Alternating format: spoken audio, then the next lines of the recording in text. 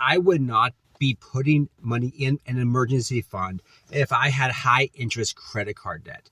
Now you might be like, wait, Dave Ramsey told me to do it this way, or some other financial advisor, then go do it. That's your decision. This is just me. And you take what you want. This is just how I would do it if I had high interest credit card debt that I was trying to be careful to pay down as fast as I can. Let me explain my reasoning why I would do what I do. Okay, so let's just say, best case scenario, you have $5,000 in your savings account that is making, let's say, 5% interest. So you're making maybe a few $100s every single year off your $5,000 in your savings account. And that's like best case scenario. You have a lot of money, $5,000. For some of us, it might not be a lot of money. For other people, for others of us, $5,000 is a lot of money. It doesn't matter. 5% interest sounds great in some situations, but not in other situations. So either way, it doesn't matter, but this is a very real situation.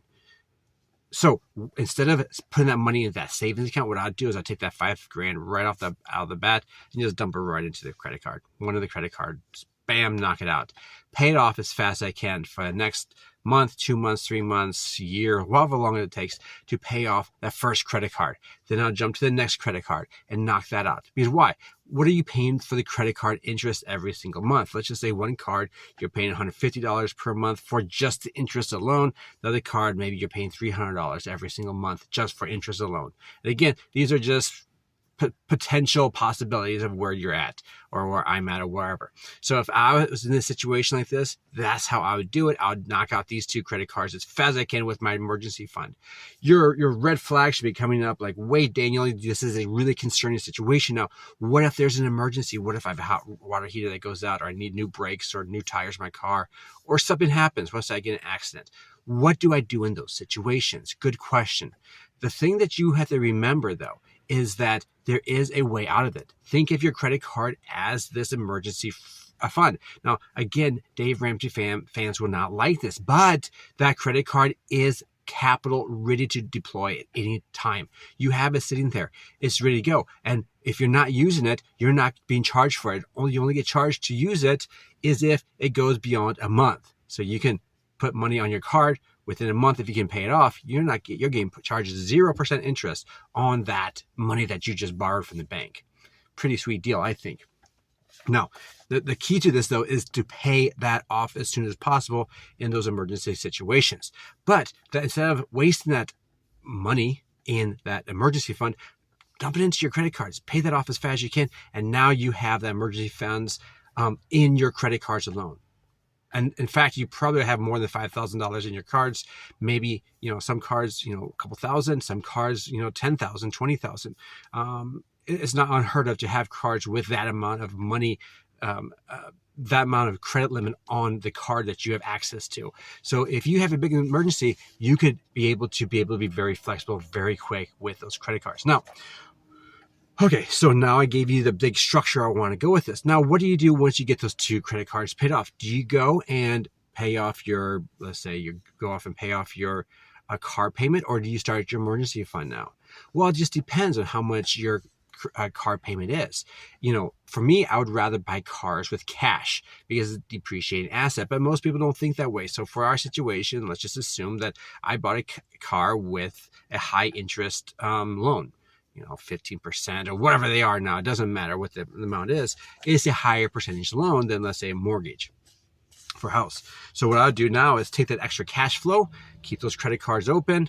At the extra cash flow I'm saving like $400 or $500 every single month from that interest I was paying off on those cards. Now I'm dumping it into the car loan. I'm paying off that car loan double the speed, maybe one and a half time, double speed, 1.5 times, or double the speed. It doesn't matter. I'm paying off faster. I'm getting that loan paid down as fast as I can to get that out of my hair. Now I have not only the interest off those two cards, but also now I have the interest off that car loan.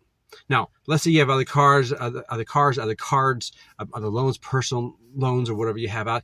Of course, you have to pay those off too. But I'm just looking at a very simple situation where we have two credit cards and a car loan. Now, let's say now you have a mortgage. What would I do with a mortgage? Well, if I had a mortgage on a house that I was living in, a primary home, and I was able to lock in a mortgage rate of, let's say, 2.5%, 3.5%, 4% even from a few years back, well, what I would do is I would probably this is my situation, I would probably take that money and start investing it. I can, take that extra margin there and go invest it into real estate or some other stocks or whatever it is, whatever I'd want to do. There's a lot of things you can do with that money. Okay, but what if your interest rate is like 8% or 7.5 to 8, 9%? Okay, that's a different story. Then I'd probably start paying off my home loan as fast as I can, unless I could be able to make more money off that, dollar in the investments. I could do some private money lending or something like that, where I can maybe make 12, 13% instead of, and make that margin off that, 4% difference. So it just depends on the situation, what you want to do. Now, with that said, now this goes against a lot of people's ideas. Like, what about that emergency fund? Well, you always have those emergency funds with those credit cards. And then when you start doing investing, let's say you put your money into an index fund and start saving money that way, so you're making, investing it, as you start building it up, you have access to that money as needed. And then maybe you have a line of credit on your home as well once you get your home paid off, or maybe your home is half paid off and get a line of credit. And now you can use that line of credit as an emergency fund. So you don't need that cash in the bank. You don't need that cash underneath your pillow, even though it might be good to have some like real cash on hand, like cash for, let's say the power goes out and you have to go to the store and buy something. Well, cash will still spend. Your card might not go through. So you might want some dollars around for that. And I'm talking about real dollars here now. But just cash in the bank, I keep the minimal amount in the bank at any one time. If you have enjoyed this video, please like and subscribe, and also wait for the next one that's coming out. I'd love to have you here on this channel more often. Tell me what you think down below. Also, if you are interested more about growing your financial situation, learning more about other areas of your life too, about faith, your family, your legacy here that we're talking about today, your finances, and other areas of your life that are really helpful. There's a free guide for you to check out called the Falcon Framework. I'd love to see if you are interested in that. Please check that out. It's a free download down below. In the meantime, you just have an amazing day, and talk to you later.